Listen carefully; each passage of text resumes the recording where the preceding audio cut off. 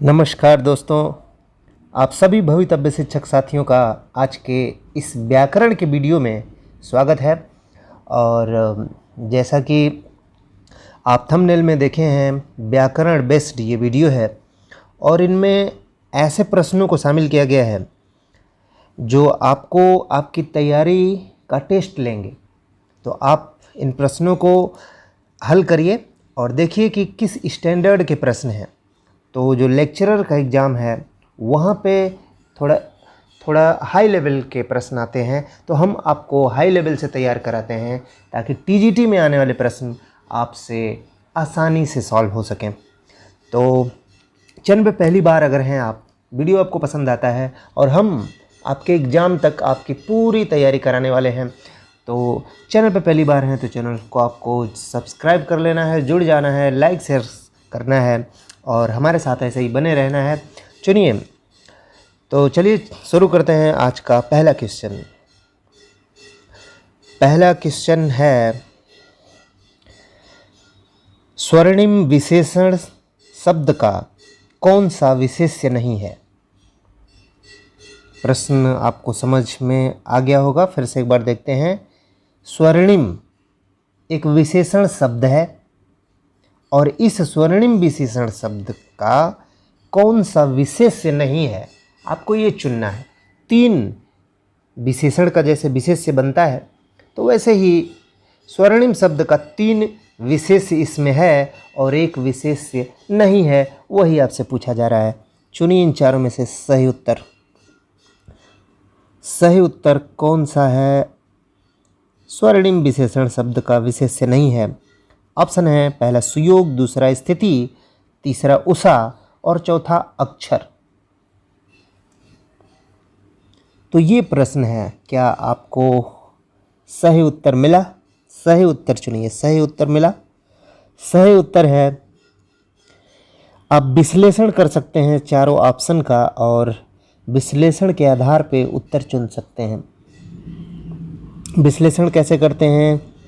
चारों ऑप्शन को देखिए। स्वर्णिम अक्षर, हाँ ये तो होता है।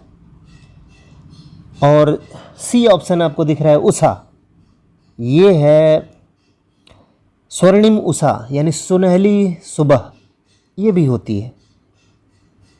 और एक है बी ऑप्शन स्थिति और ए ऑप्शन सुयोग। तो स्वर्णिम सुयोग है, ऐसा व्यवहारिक बोलचाल में आपको सुनने को मिलता है, तो ये भी सही है। तो सही ऑप्शन हो जाएगा, जो नहीं है वो हो जाएगा बी। स्वर्णिम स्थिति कुछ ऐसी नहीं होती है। ये स्वर्णिम शब्द, स्वर्णिम जो विशेषण है उसका विशेष्य नहीं होगा, बाकी ये तीनों होंगे। तो आपने ये ट्रिक लगाया है, ये सही ऑप्शन है। कमेंट बॉक्स में भी आप उत्तर दे सकते हैं और हम बढ़ते हैं अगले प्रश्न पे। चलिए अगला प्रश्न है, अब देखिए अगला प्रश्न। आपने बहुत सारे प्रश्न देखे होंगे, थोड़ा इन प्रश्नों को हल करिए और अपने आप को समझिए कि आपकी तैयारी कितनी है, किस स्तर के व्याकरण के प्रश्न परीक्षा में आ सकते हैं। आप कमेंट बॉक्स में ज़रूर बताइएगा कि इन प्रश्नों में से आपने ईमानदारी पूर्वक कितने हल किए। चलिए दूसरा प्रश्न है, भात शब्द का तत्सम क्या होगा? भात शब्द का तत्सम आपसे पूछा जा रहा है। ऑप्शन है आपके पास, पहला भत्त, दूसरा भतिका, तीसरा भत्स और चौथा भक्त। भात शब्द का तत्सम चुनिए, कौन सा है सही उत्तर? भत्त, भतिका, भत्स और भक्त। तो मुझे उम्मीद है कि आपने चुना होगा ऑप्शन ए या ऑप्शन बी। ज़्यादातर लोग इन्हीं दोनों को चुने होंगे, लेकिन दोस्तों और मित्रों सही उत्तर है ऑप्शन नंबर डी, भक्त। आप लोग को इस पे आश्चर्य हो रहा होगा, लेकिन आप इसे सर्च करिएगा और इसे और गहराई से समझिएगा, फिर हमें बताइएगा। और आपके लिए एक व्हाट्सएप नंबर भी है जिस पे आप अपने प्रश्न हमें दे सकते हैं, आप कमेंट दे सकते हैं उस पर और सुझाव दे सकते हैं वीडियो से संबंधित। 9454731145 इस पे व्हाट्सएप कर सकते हैं। जो भी आपकी आपत्तियां हैं, जो भी आपकी हमसे असहमति है, या आप वीडियो से संबंधित और कोई सजेशन देना चाहते हैं, तो इस पे आप व्हाट्सएप के द्वारा हमसे जुड़ सकते हैं और हम आपकी जो भी कठिनाइयां हैं उसको हल करने की भरपूर कोशिश करेंगे। तो सही उत्तर हो गया भक्त। भक्त से भात बना हुआ है, आप ध्यान रखिएगा। ये प्रश्न आपको घुमा देगा, इसलिए इसको आपको बहुत अच्छे से ध्यान रखना है। नेक्स्ट की तरफ चलते हैं। अगला प्रश्न, अब ये है अगला प्रश्न, और अगला प्रश्न है संरक्षण में कौन सा उपसर्ग लगा हुआ है। ये प्रश्न आपने पढ़ा होगा और उम्मीद है कि आप इसका सही उत्तर दे पाएंगे। संरक्षण में आपसे उपसर्ग पूछा गया। ऑप्शन है आपके पास, पहला सन, दूसरा अन, तीसरा सर और चौथा है सम। चारों में से आपको सही उत्तर चुनना है। कौन सा है सही उत्तर? उपसर्ग बताना है, प्रत्यय नहीं बताइएगा, उपसर्ग बताइएगा। चलिए, कौन सा आपने उत्तर दिया है? आपने उत्तर दिया है ए, बी, सी या डी, लेकिन सही उत्तर है ऑप्शन नंबर डी, सम। ऑप्शन नंबर डी, सम। सम उपसर्ग बाद में म का न अनुस्वार बन जाता है और वो बन जाता है संरक्षण। तो जब ऐसा अनुस्वार बना रहे तो आप इस प्रकार के और भी जो भी शब्द आते हैं उसमें आप समझिएगा कि सम उपसर्ग ही है, क्योंकि म अनुस्वार में बदल जाता है। यहाँ पे आपको दिख रहा है ये।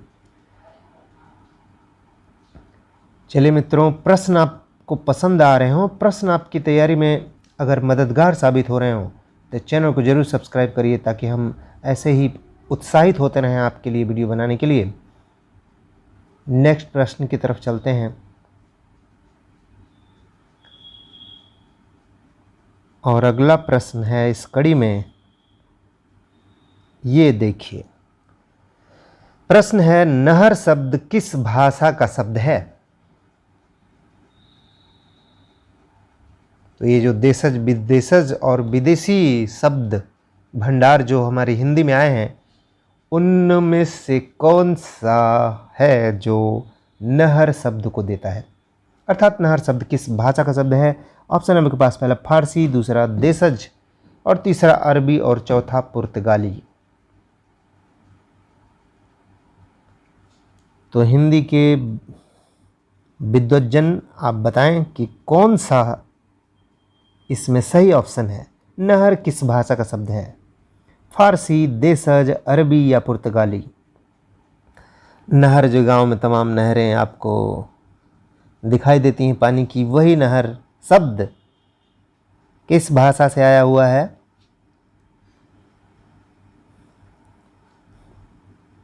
नहर यहाँ पे आपको दिख रहा है, आपको फिर नहीं भूलेगा। यहाँ पे आपको ऐसे याद करा देते हैं, फिर कभी नहीं भूलिएगा नहर शब्द किस भाषा से है। ये देखिए, नहर, अर, इसमें आपको मिला हुआ है न, नह और अर। नहर, ये ह में अ मिल के पूरा बन गया है। तो ये जो अर है, न में अर जो जुड़ा हुआ है, यही है मित्रों उत्तर, अर से अरबी। तो आपको याद रख लेना है, जब भी ये प्रश्न आपके सामने आएगा न ह अर, तो उसमें अर जुड़ा हुआ है, तो आप तुरंत समझ जाएंगे कि ये अरबी है और आपका उत्तर सही पे लगेगा, अरबी।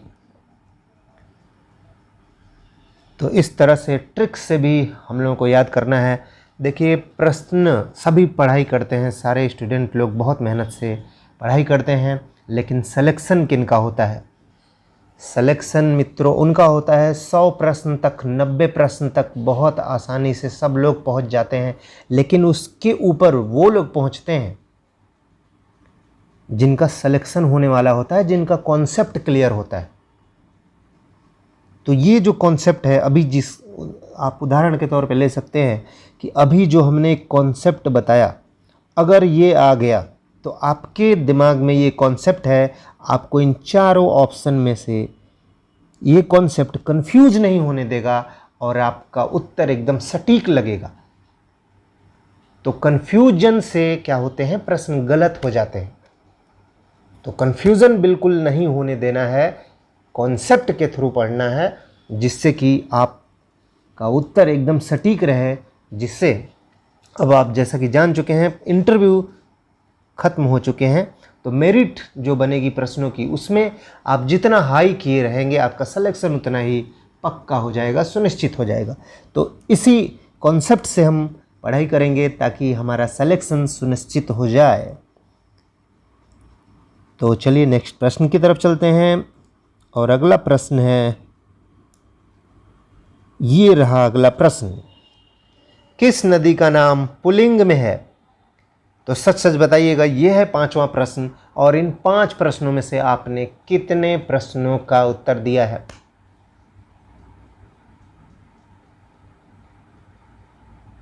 मुश्किल है, कठिन है प्रश्न। तो इन प्रश्नों का लेवल हाई रखा गया है, और इस तरीके के जो थोड़े सामान्य प्रश्न हैं उसके ऊपर भी हम वीडियो बनाएंगे। तो अभी बात कर रहे हैं 5वें प्रश्न की, और किस नदी का नाम पुल्लिंग में है आपको चुनना है। पहला है महानदी, दूसरा गोदावरी, और तीसरा है सिंधु, और चौथा सतलज। चुनिए, चैलेंजिंग प्रश्न है आप सभी के लिए, चुनिए, किस नदी का नाम पुल्लिंग में है? महानदी, गोदावरी, सिंधु और सतलज।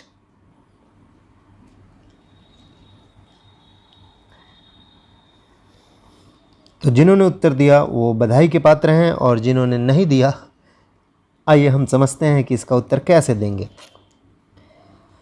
देखिए, कॉन्सेप्ट है हिंदी व्याकरण में कि नदियों के नाम प्रायः स्त्रीलिंग में हुआ करते हैं, ठीक है, लेकिन कुछ नदियों के नाम अपवाद रूप में पुल्लिंग में हैं। तो यहाँ पे जो महानदी, गोदावरी, सिंधु, सतलज, ये जो नदियाँ हैं, अब इसमें जो ये एक ऑप्शन आपको दिख रहा है नंबर सी, सिंधु, ये नद में आता है, नद, जैसे हिमनद जो बोलते हैं, तो इसे नद की श्रेणी प्राप्त है, ये नद की श्रेणी में आती है।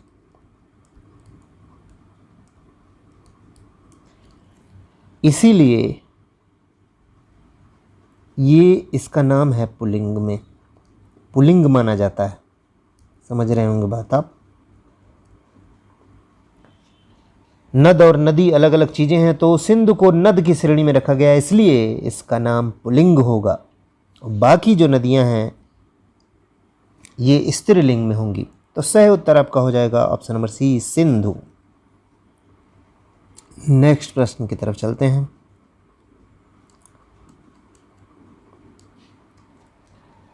अव्यय के कितने भेद होते हैं?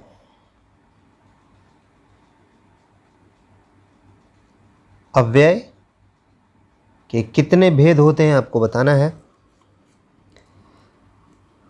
ये भी व्याकरण का प्रश्न है, और इसके उत्तर के लिए आपके पास ऑप्शन है भेद 8 होते हैं, या भेद 5 होते हैं, या भेद 6 होते हैं, या 4 होते हैं। 4 ऑप्शन में से सही उत्तर बताना है। अव्यय के कितने भेद होते हैं?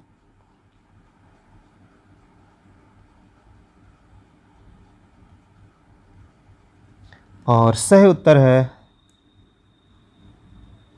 Option number D, 4। तो अव्यय के कितने भेद होते हैं?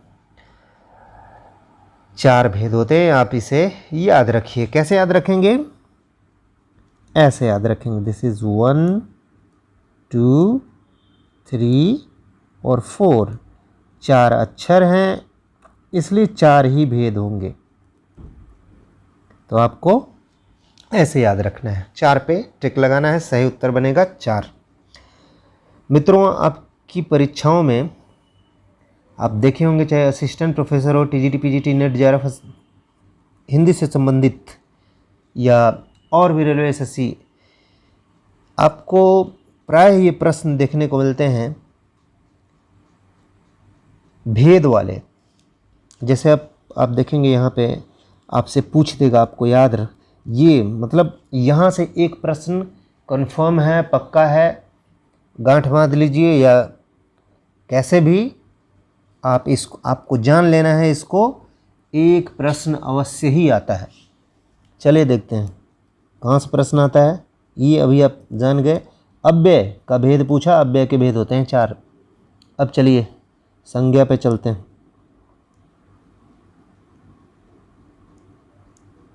संज्ञा,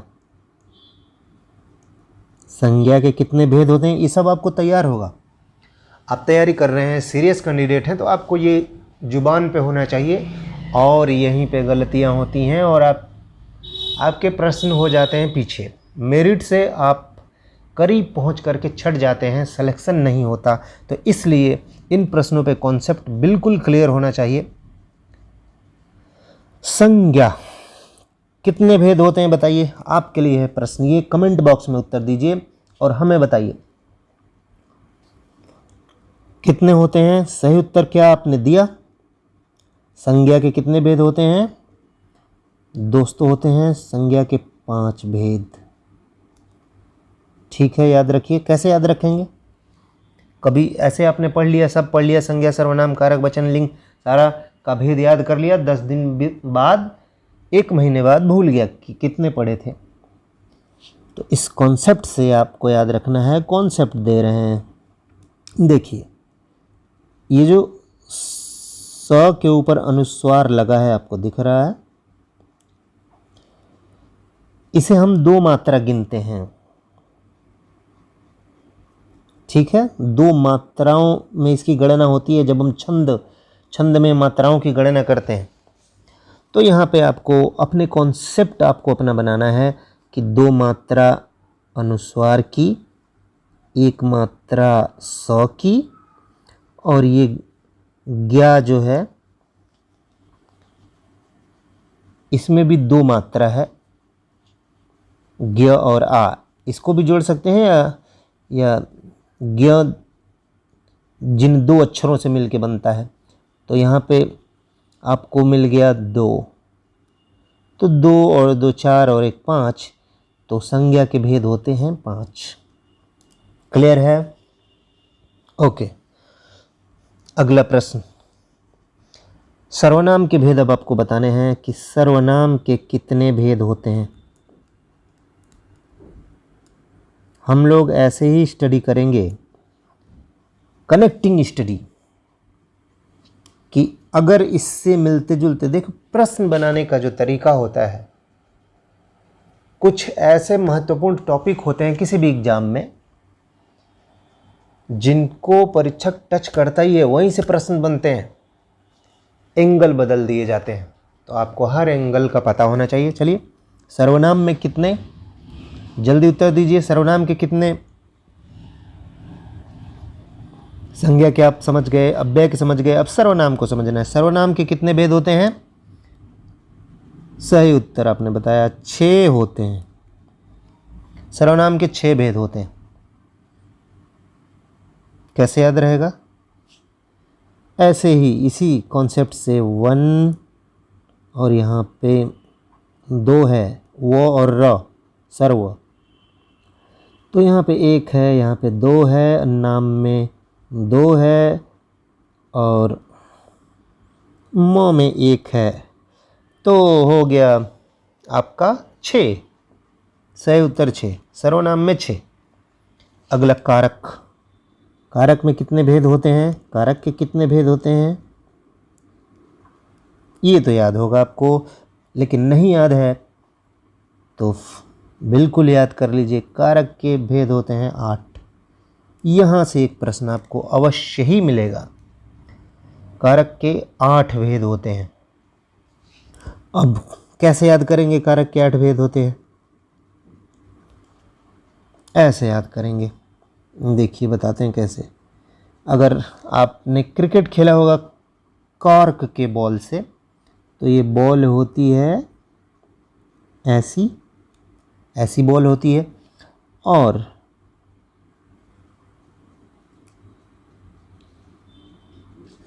ऐसी 8। तो कॉर्क आपको याद रखना है। कारक, कारक को कारक समझना है, कारक। और कारक गोला होता है और वो 8 के जैसा बना होता है।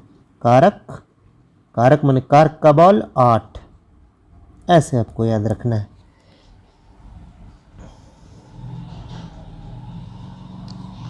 कारक बॉल और वो होता है ऐसे 8। ओके, कारक के भेद 8 हो गए, सर्वनाम के 6 हो गए, संज्ञा के 5 हो गए और अव्यय के 4 हो गए। आपको भी ऐसे ही नोट्स बना लेना चाहिए और वो जो नोट्स है बार बार आपकी निगाह से गुजरना चाहिए, ताकि ये कॉन्सेप्ट, और वहीं पे कॉन्सेप्ट लिख लीजिए या आप अपना भी कॉन्सेप्ट क्रिएट कर सकते हैं। जो लोग क्रिएट करके पढ़ते हैं वही क्रिएटर बनते हैं एक दिन।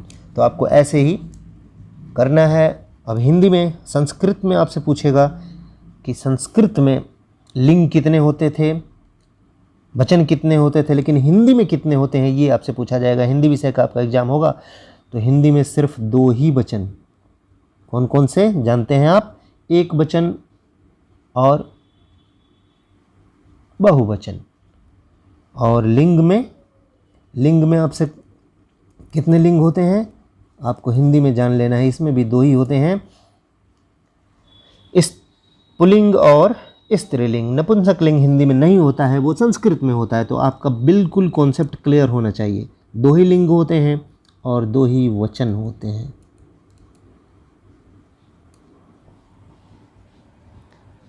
तो इस प्रश्न के साथ आपने कनेक्ट किया, और इतने प्रश्न और ये सभी के प्रति आपका कॉन्सेप्ट बिल्कुल क्लियर होना चाहिए। तो उम्मीद करता हूँ कि ये जो मेरी मेहनत है, ये जो मेरा वीडियो है, आपको फ़ायदा दे रहा होगा, आपके कॉन्सेप्ट क्लियर कर रहा होगा कि आपको तैयारी कैसे करनी है। चलिए बढ़ते हैं नेक्स्ट प्रश्न की तरफ।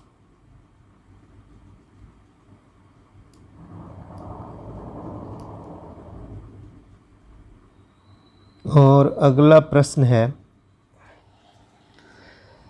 रवि शशि नखत दीपहि ओहि ज्योति, रतन पदारथ मानिक मोती। तो ये पंक्ति दोस्तों मलिक मोहम्मद जायसी की है, और इस पंक्ति में आपसे पूछा जा रहा है कि कौन सा अलंकार है। व्यतिरेक अलंकार है, समासोक्ति अलंकार है, दीपक अलंकार है या निदर्शना अलंकार है। 4 ऑप्शन है आपके पास। तो अलंकार निकालने का जो सबसे आसान तरीका होता है वो होता है, पहले आप उदाहरण को फील करिए, उससे समझिए, उसके भावार्थ को समझिए। रवि शशि नखत दीपहि ओहि ज्योति, रतन पदार्थ मानिक मोती। भाव जब आप समझ लेंगे तो उसके बाद अलंकार के जो ऑप्शन हैं उनकी परिभाषाएं आपके दिमाग में घूमनी चाहिए, और तब आप सही उत्तर का चयन कर पाते हैं। तो रवि जानते ही हैं, शशि जानते हैं, और नक्षत्र।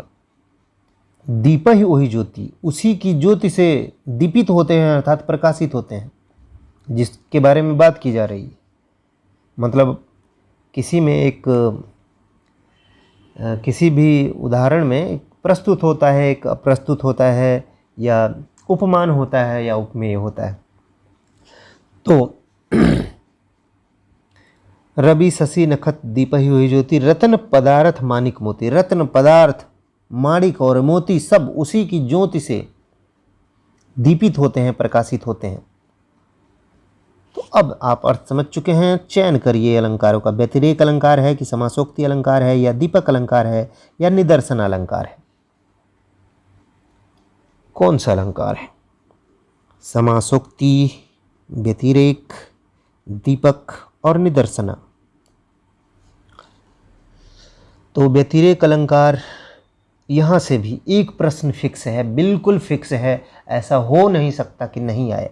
तो आपको अलंकारों का पूरा कॉन्सेप्ट, और यहाँ पे मैं अनुमान के साथ कह सकता हूँ कि 90% लोग इस अलंकार के उदाहरणों में गलतियाँ बिल्कुल करते हैं। तो आपका कॉन्सेप्ट यहाँ बिल्कुल क्लियर होना चाहिए ताकि आपसे गलती ना हो। यहाँ पे व्यतिरेक अलंकार आप समझ रहे हैं। व्यतिरेक अलंकार में क्या होता है? उपमान की अपेक्षा उपमेय का उत्कर्ष दिखा दिया जाता है। उपमान उपमेय समझ रहे होंगे। उपमान की अपेक्षा जो उपमेय है, उपमान एक बड़ा आदर्श स्थिति होती है किसी भी गुण की, और उपमेय उससे छोटी स्थिति होती है। जैसे आप समझ सकते हैं मुख और चंद्रमा का उदाहरण। मुख किसी का सुंदर रहता है तो सुंदरता का प्रतीक या सुंदरता का उपमान है, मतलब एक अंतिम चरम सुंदर चीज़ चंद्रमा को माना गया। तो मुख कोई सुंदर हुआ तो उससे हमको उपमा करने की ज़रूरत पड़ जाती है, उसके समान बताने की। तो गुण जो है सुंदरता का गुण, उसका उपमान है चंद्रमा, अर्थात वो बड़ा है उस गुण में। तो उपमान की अपेक्षा उपमेय को ही जब बड़ा कर दिया जाए, व्यतिरेक कर दिया जाए, उसी का उत्कर्ष दिखा दिया जाए, तो वहाँ पे व्यतिरेक अलंकार होता है। समझ गए आप? जो छोटा है उसी को बड़ा बता दिया जा रहा है, व्यतिरेक कर दिया गया। तो इस उदाहरण में ये चीज़ नहीं की जा रही है, तो व्यतिरेक नहीं होगा। आपको ऐसे करना है। चलिए दूसरे ऑप्शन पे चलते हैं, समासोक्ति। समासोक्ति में क्या होता है? प्रस्तुत के माध्यम से अप्रस्तुत को प्रस्तुत किया जाता है। मतलब प्रस्तुत के माध्यम से अप्रस्तुत की बात की जाती है। ठीक है, जैसे ये व्यवहारिक दुनिया के उदाहरणों से लौकिकता की बात करना, ईश्वर की बात करना, परमात्मा की, और उदाहरण लौकिक होते हैं। तो प्रस्तुत के माध्यम से जब अप्रस्तुत की बात कर दी जाती है तो वहाँ पे होता है समासोक्ति अलंकार। तो इसमें प्रस्तुत और अप्रस्तुत की भी कोई बात नज़र नहीं आ रही। इसमें दूसरी बात बताई जा रही है कि इसका एक प्रकाश है, और वो जो सभी जो वस्तुएं हैं, पदार्थ हैं, उसमें सारे उसके प्रकाश से प्रकाशित हो रहे हैं, ये बात की जा रही है। तो समासोक्ति वाली यहाँ पे कोई बात नहीं दिखाई दे रही है, तो ये भी कट गया। और अगला ऑप्शन है दीपक अलंकार। दीपक अलंकार में क्या होता है? दीपक अलंकार में होता है उपमेय और उपमान दोनों का एक ही धर्म मान लिया जाता है। जैसे उपमेय है प्लस उपमान है, और दोनों को इक्वल टू करके एक धर्म मान लिया जाता है। इसका मतलब आपको बता रहे हैं। एक उदाहरण सुनिए। भूपति सोहत, भूपति माने राजा, सोहत माने उसको सोहता है, सुशोभित होता है, दान। भूपति सोहत दान सो फल फूलन उद्यान। तो भूपति को सोहता है दान, और आगे लिखा है फल फूलन उद्यान, और फल फूल उद्यान, उद्यान माने बगीचा और फल फूल। तो यहाँ पे दो चीज़ें हैं, एक है भूपति और एक है उद्यान माने बगीचा। तो अब दोनों का एक ही धर्म कैसे हो गया आप समझिए। भूपति जो राजा है उसको दान सुशोभित होता है, और उद्यान जो होता है वो भी दान कर रहा है अपने फूल फल, जो उसके पास जो धन है फूल फल के रूप में वो भी दान कर रहा है, तो वो भी उद्यान को सुशोभित होता है। फल फूल दान करना और राजा को सुशोभित होता है जो उसके पास जो धन है। तो यहाँ पे दोनों का एक ही धर्म बता दिया गया, सुशोभित होना। तो जब उपमेय उपमान का एक ही धर्म हो जाए तो वहाँ पे दीपक अलंकार होता है। तो इस उदाहरण में आपको ऐसा कुछ दिखाई नहीं दिया है कि दोनों को एक ही दोनों का धर्म एक ही बताया जा रहा हो, ऐसा इसमें है नहीं। तो ये भी गलत हो जाएगा। बचता है उत्तर ऑप्शन नंबर डी, निदर्शना अलंकार। तो यही होगा सही, निदर्शना अलंकार। अब इसमें आप यहाँ देख रहे होंगे कि निदर्शना अलंकार में कैसे सही होगा, क्या होता है इसमें।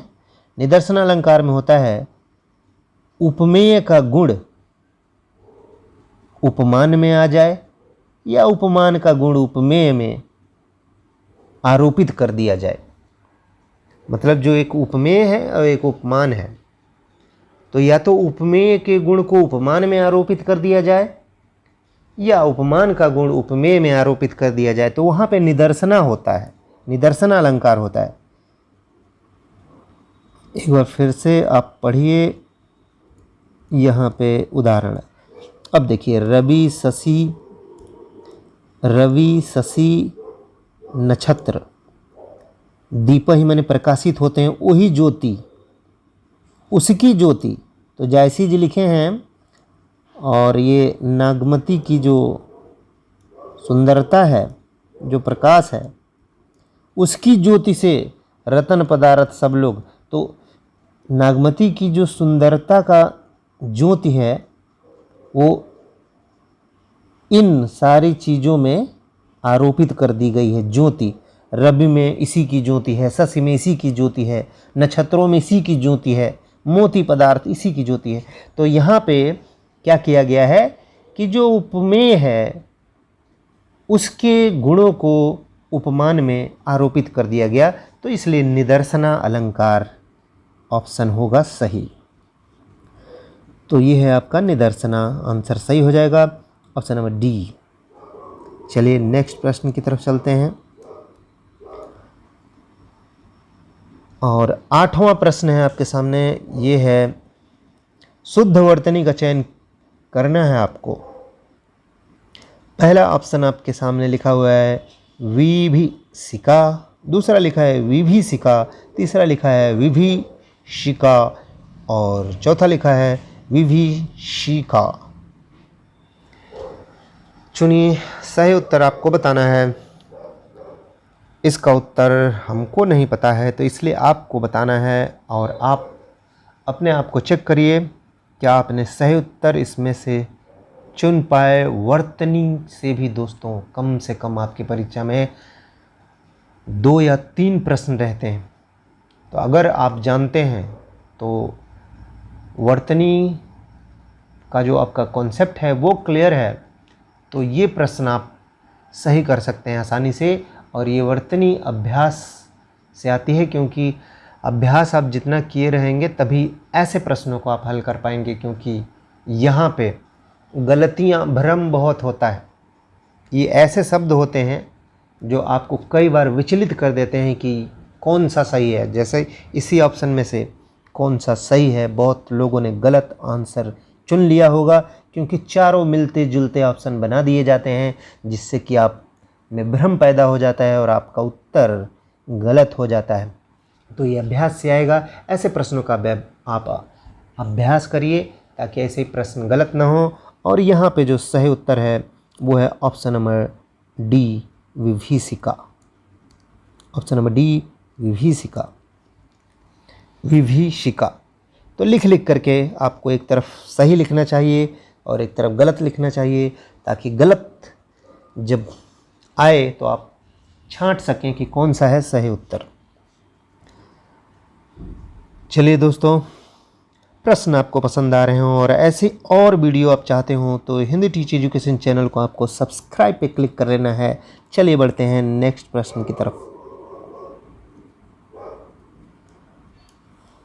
9वां प्रश्न है, शायद आपने सुना होगा नाम या नहीं सुना होगा ज़्यादातर लोगों ने। अंडे का शहजादा मुहावरे का अर्थ क्या है? अंडे का शहजादा मुहावरे का अर्थ। तो मित्रों, अंडों का शहजादा मुहावरे का अर्थ आपको चुनना है। ऑप्शन आपके पास पहला अनुभवी व्यक्ति, दूसरा अनुभवहीन व्यक्ति, तीसरा चालाक व्यक्ति और चौथा कमजोर व्यक्ति। तो आपकी परीक्षा में 1 से 2 प्रश्न मुहावरे और लोकोक्तियों के भी होते हैं। तो ऐसे ही विविधतापूर्ण प्रश्नों को इस वीडियो में शामिल करने की कोशिश की गई है, ताकि आपकी जो तैयारी है वो एक सही दिशा में बढ़ती रहे। अंडे का शहजादा मुहावरे का अर्थ तो बहुत बार इसी तरीके के कुछ नए पूछ दिए जाते हैं जिसका उत्तर हमको नहीं पता होता है, तो हमें घबराना नहीं होता है और व्यवहारिक जीवन में उसका अर्थ, उस पर विचार विमर्श करके उसके अर्थ को थोड़ा फील करके हम ट्रिक लगाते हैं और ऐसे में सही हो जाता है। अंडे का शहजादा, इसका क्या मतलब हो सकता है? अनुभवी व्यक्ति, अनुभवहीन व्यक्ति, चालाक व्यक्ति, कमज़ोर व्यक्ति। अंडा भाई रहता है, फूट जाता है, बहुत कमज़ोर होता है, ऐसे भी हो सकता है। अंडे का शहजादा मतलब अंडा छोटा चीज़ है, उसका कोई शहजादा बनेगा, तो चालाक व्यक्ति तो नहीं हो सकता। ये तो एक हमको लग रहा है कि इसे हम कट कर सकते हैं कि ये तो नहीं हो सकता, चालाक तो नहीं होगा। अंडे के अंदर रहने वाला अंडों का शहजादा है, दुनिया बहुत बड़ी है, तो चलो इसे कट कर देते हैं, चालाक व्यक्ति नहीं हो सकता। अब है अनुभवी व्यक्ति। इस ऑप्शन पे देखें और इससे मिलाएं। अंडे का शहजादा है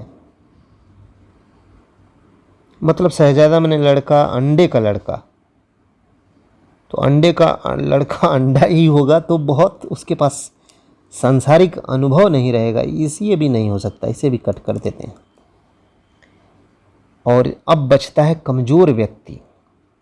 ये हो सकता है क्योंकि अंडा का शहजादा है, फूट सकता है, कमज़ोर है। और एक बचता है अनुभवहीन व्यक्ति। तो दोनों में से अब आप 50-50% पे आ गए हैं। तो यहाँ पे अब 50%, 100% अब आपका प्रश्न गलत, मतलब आपने अब सही होने की जो आपकी प्रायिकता है, आपने उसकी तरफ कदम बढ़ा दिया है। अभी 2 बचे हुए हैं। अब एक उम्मीद बन गई है कि आप सही की तरफ पहुँच रहे हैं। कमज़ोर व्यक्ति, अनुभवहीन व्यक्ति, क्या कर सकते हैं? तो सही उत्तर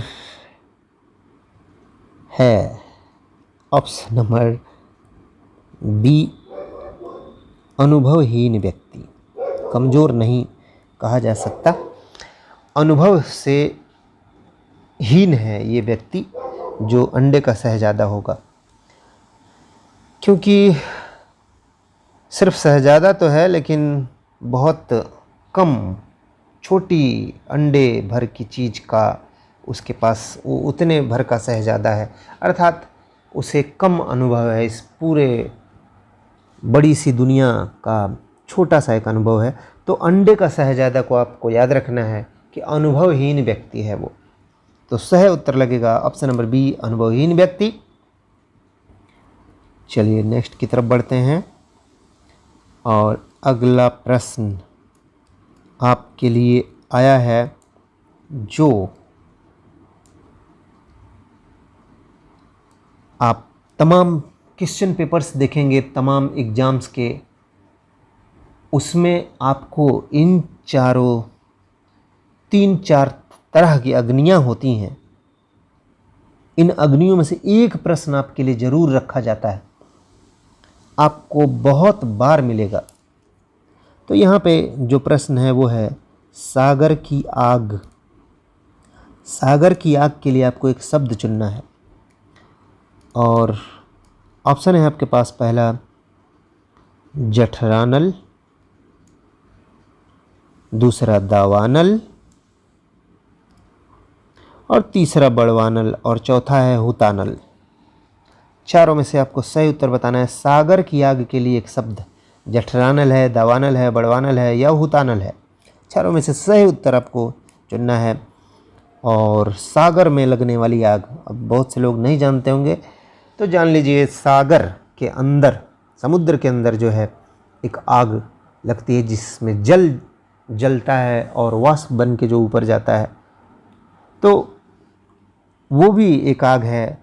और एक जठर वाली एक आग है, एक दावा वाली आग है। तो चलिए प्रश्नों को हल करते हैं। यहाँ पे देखते हैं कि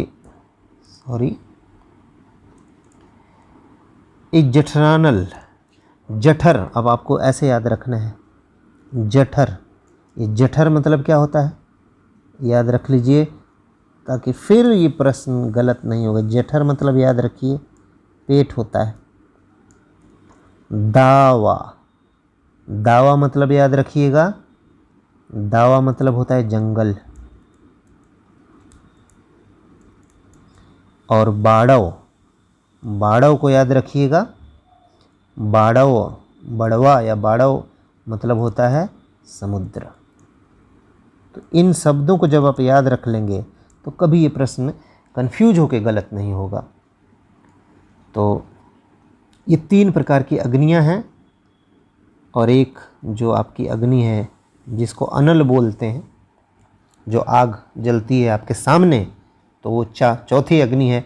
तो इस तरह से सही उत्तर आपका हो जाएगा समुद्र की आग के लिए ऑप्शन नंबर सी, बड़वानल, ये वाला ऑप्शन नंबर सी सही हो जाएगा, बड़वानल। तो इस कॉन्सेप्ट के तहत आपको अपनी पढ़ाई करनी है और कंटिन्यूअस पढ़ाई करना है। वैकेंसी में अब एक संभावित तिथि भी आपके सामने है, तो इस समय को आपको डिवाइड कर लेना है और अपनी तैयारी को एक सही दिशा में करते रहना है। और आप हिंदी टीच एजुकेशन चैनल से आपको जुड़ जाना है, सब्सक्राइब कर लेना है, शेयर करिए, लाइक करिए। और ये था इस वीडियो का अंतिम प्रश्न। तो आपको बताना है कि इन प्रश्नों में से कितने प्रश्न आपके सही हुए हैं और ये वीडियो आपको कैसा लगा। तो फिर मिलते हैं। आपका लाइक शेयर सब्सक्राइब हमें प्रेरित करता है आपके लिए और मेहनत करने के लिए।